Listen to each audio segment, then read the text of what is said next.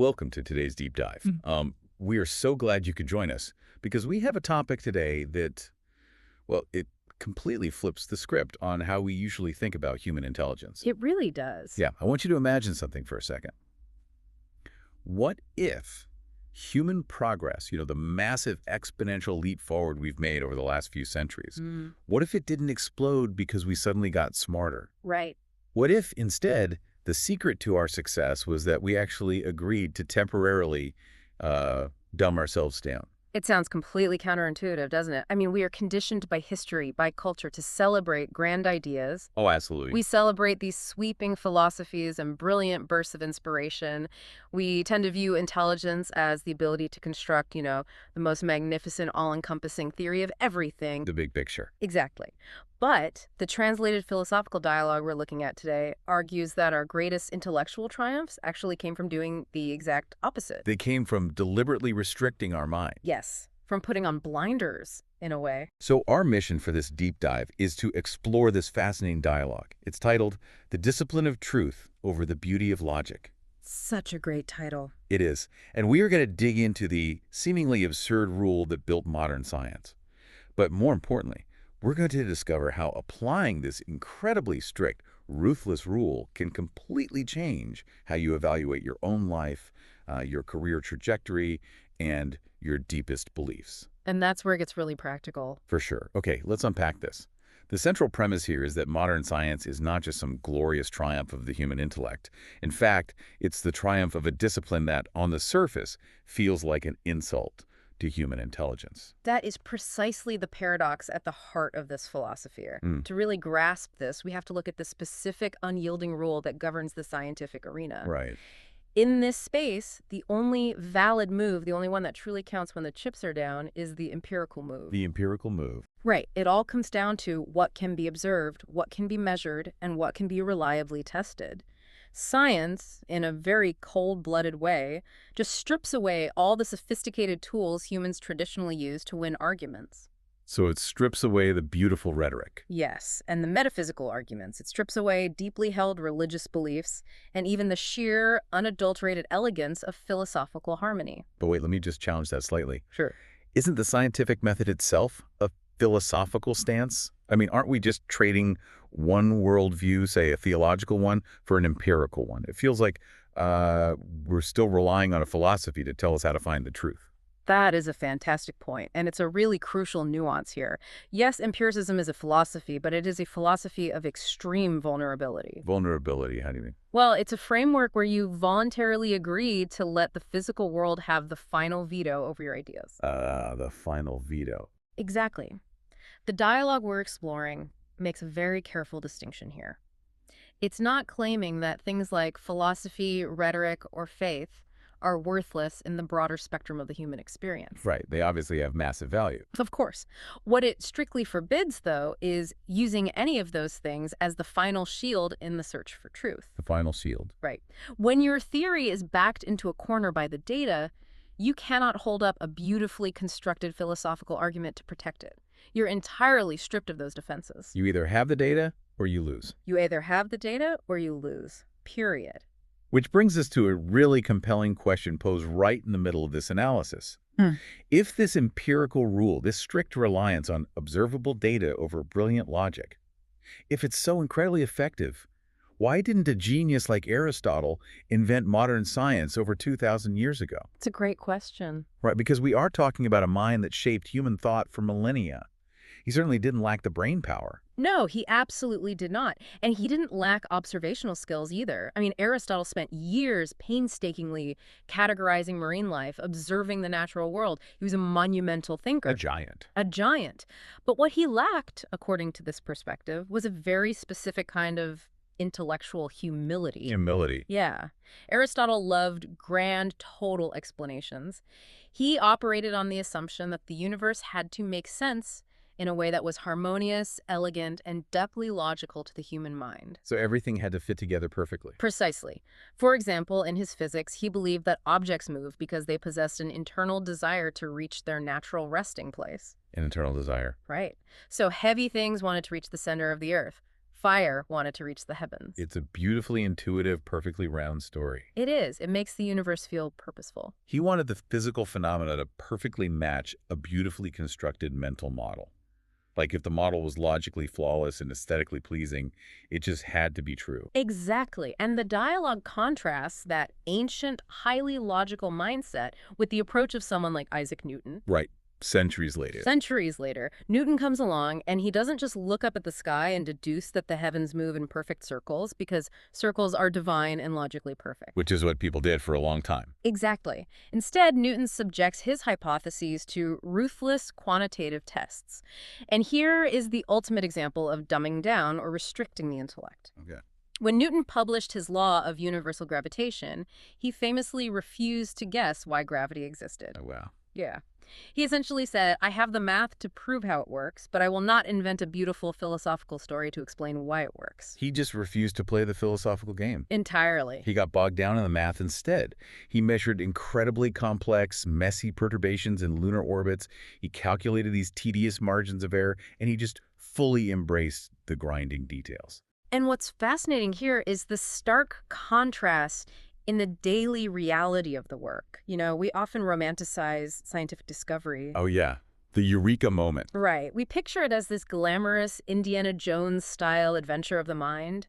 But most of the time, it looks like intensely boring bookkeeping. Boring bookkeeping? I have to say, I think that's my favorite phrase from this whole deep dive. It's so accurate, though. It is. It implies that scientists are, at their core, just glorified accountants of the universe. Glorified accountants. That's a great way to put it. And it notes that a lot of brilliant minds throughout history simply didn't want to do that job. They preferred to live in the realm of beautiful ideas rather than deal with the uncomfortable, messy, often very ugly facts of reality. Because it takes a very specific, almost unnatural kind of discipline to look at your life's work, a theory you find beautiful and elegant, and say, my beautiful idea is wrong because this boring spreadsheet of data says so. That has to hurt. It hurts the ego immensely. Historically, resisting that discipline was the absolute norm. For centuries, the smartest people in the room operated under a completely different set of rules. Well, here's where it gets really interesting. Because to understand how deeply entrenched this resistance was, we have to look at the massive shift that happened in the mid-19th century. The dialogue brings up Charles Darwin, the year 1859, and the dominant role of theology.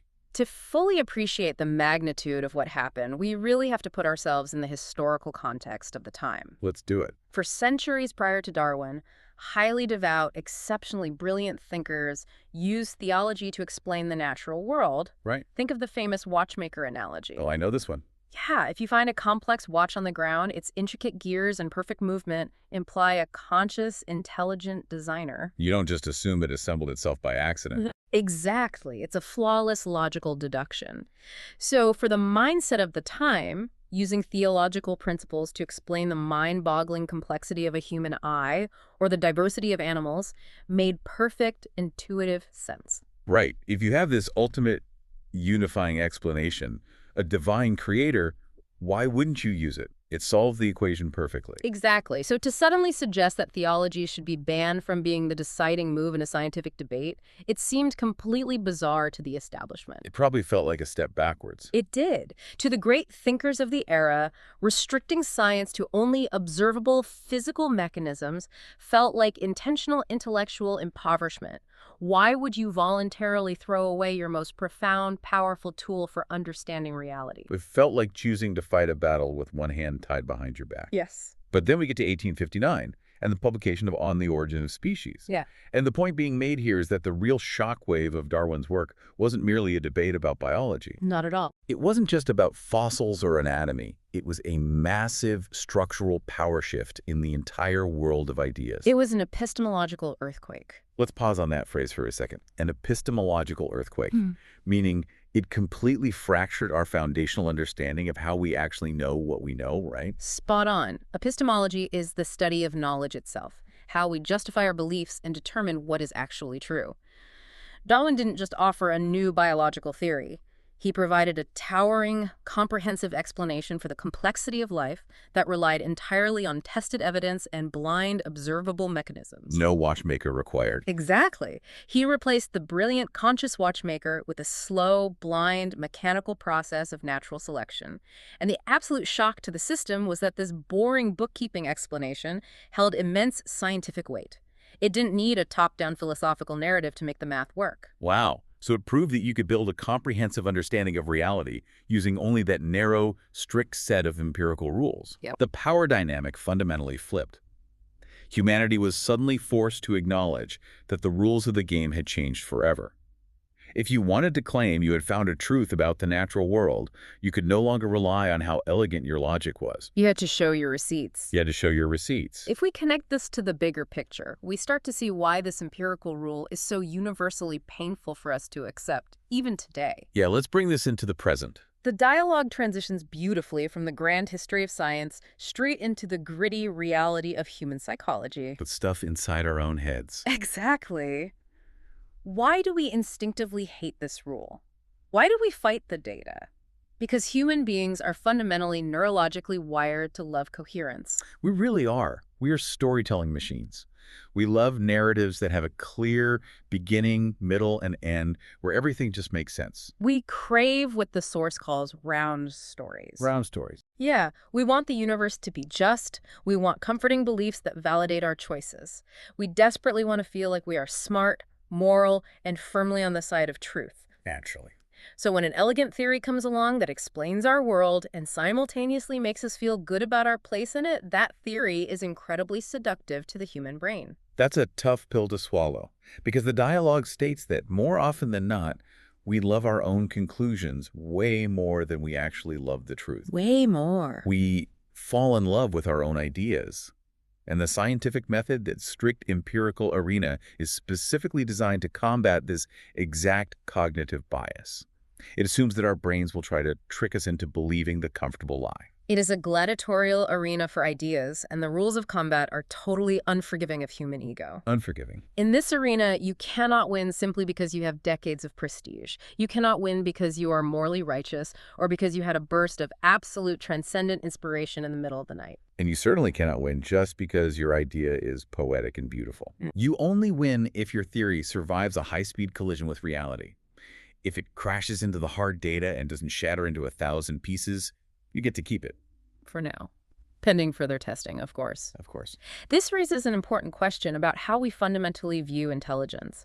We often think of science as the realm where the smartest people get together to say the most profound, complex things. Right, guys in lab coats drawing equations on glass boards. Exactly. But this philosophical dialogue suggests something much deeper and perhaps much quieter.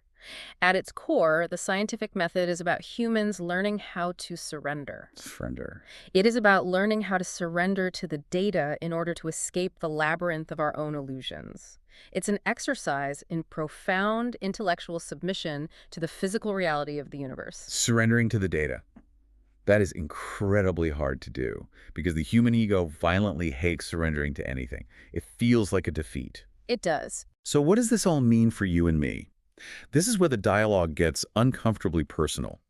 It doesn't just leave this concept in a sterile laboratory or in the history books of the 19th century. Right. It pulls this empirical rule right into our daily lives. It does, and it points out a fascinating modern paradox. Okay, what's that? Today, our primary problem isn't a lack of information. We are absolutely drowning in information. Podcasts, articles, studies, expert opinions. It's everywhere. What we lack is a mechanism to verify ourselves. We lack the discipline to do the boring bookkeeping on our own beliefs. Let's make this tangible for everyone listening. Think about how we approach our careers or our wealth-building strategies. It is so common to build a beautiful, coherent narrative about our professional lives. Oh, extremely common. You might tell yourself, I'm a visionary. I'm playing the long game. My startup is struggling right now, but that's just because the market doesn't understand my genius yet. The classic misunderstood genius. Right. Or my aggressive investment strategy is flawless because it perfectly aligns with these grand macroeconomic trends I read about. Those are perfect examples of round stories. They are highly elegant, emotionally protective theories They explain a lack of current success without damaging the individual's ego. They protect you from feeling like you failed. Exactly. They allow you to play the role of the misunderstood visionary, much like Aristotle demanding the universe conform to his elegant logic. But if we apply the strict empirical rule to that career narrative, what happens? The beautiful story gets stripped away, and you are left with the brutal spreadsheet of your actual life. The spreadsheet. You have to look at the observable, measurable results. Are your strategies actually generating revenue? Are you advancing in your field? Is your network actually growing? Are your investments yielding a return, or are you consistently losing money? Exactly. If the hard data of your daily reality says you are failing, then your beautiful theory about being a misunderstood visionary is objectively false. Ouch. When you put it that way, the quote from the source "beautiful isn't yet true" hits like a ton of bricks. It really is the centerpiece of this whole concept. It means my most comforting beliefs, the ones that make me feel the most secure and justified, are the exact beliefs I should be the most deeply suspicious of. It is a sharp, necessary reminder. We constantly confuse the aesthetic appeal of an idea or the emotional comfort it provides with its factual accuracy. We want to feel good more than we want to be right. Exactly. The dialogue argues that true maturity, real awakening, isn't about accumulating a massive collection of inspiring quotes. It isn't about constantly seeking out information that affirms your pre-existing worldview. Asking what makes me feel comfortable and validated today. Right. True maturity is having the raw courage to ask, what is actually true, even if it makes my ego entirely uncomfortable? That is the ultimate test, and it explains why so many people stay stuck in the same destructive patterns for decades. They fail to change their lives, not because they don't have access to the right self-help methods or knowledge. They have all the knowledge they need. Right. They fail to change because they are continually, exhaustingly protecting the comforting illusions that make them feel good. They refuse to let the data corner them. When a relationship is chronically failing or a career is perpetually stalled, the human instinct is to retreat into a narrative that explains it beautifully. Usually it's a narrative where you are the noble victim of toxic people or unfortunate circumstances. Always the victim of circumstance. It takes a scientist's discipline to sit down with the harsh empirical data of your own life, your actual behaviors, your bank account, the actual state of your relationships, and say, my hypothesis about how I should live is currently failing the test of reality. Wow. It is infinitely easier to just find a new guru, a new book, or a new ideology that tells you exactly what you want to hear, rather than doing the boring bookkeeping of analyzing your own actions. We want the eureka moment without the tedious spreadsheet. Precisely. To synthesize the ultimate takeaway of this entire philosophical exploration. Bring it home for us. Science did not become the greatest engine of human progress by pampering the human intellect or catering to our desire for beautiful stories. No. It became great by disciplining the intellect to an extreme degree. It built rigid walls to keep human ego, preference, and wishful thinking out of the final equation. And the parallel to our own personal growth is impossible to ignore. Exactly. You don't grow simply by acquiring more facts or by building more complex rationalizations for your behavior. You grow when you dare to let reality correct you. Dare to let reality correct you. You have to stop confusing the mental coherence in your head, that nice, round, perfectly logical story you tell yourself, with the actual boots-on-the-ground truth of your life. Dare to let reality correct you. That is an incredibly powerful mandate to live by. Thank you so much for joining us on this deep dive today. We've covered a massive amount of ground, from the ancient philosophy of Aristotle to the epistemological earthquake of Charles Darwin, right down to the cognitive biases in our own modern brains. But before you go, I want to leave you with a final provocative thought to mull over, something to take with you into the rest of your day. This is the important part. If our brains are biologically wired to prefer a beautiful, coherent story over an ugly, messy reality, what is one core belief you hold right now simply because it makes a good story about who you are? And what would happen if, starting tomorrow, you subjected that single belief to the ruthless, boring bookkeeping of reality? It's a question that requires a massive amount of courage to answer honestly. It really does. It's time to step out of the illusion of what sounds right and embrace the cold, clear light of actual truth. Thanks for listening, and we'll catch you next time.